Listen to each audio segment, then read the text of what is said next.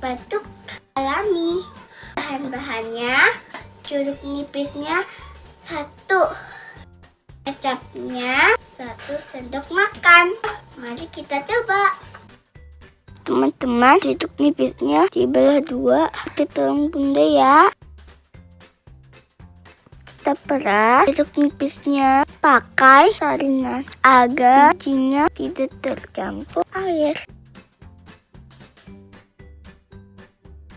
Teman-teman, ini air jeruk nipisnya. Lalu tambahkan kecap 1 sendok makan.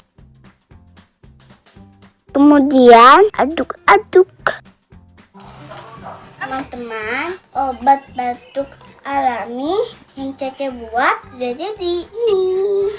Yuk kita coba yuk. Rasanya campur aduk sih. Ada asam, ada manis. Teman-teman, kasih ya sudah nonton video Caca. Jangan lupa like and subscribe. Bye-bye. Wassalamualaikum.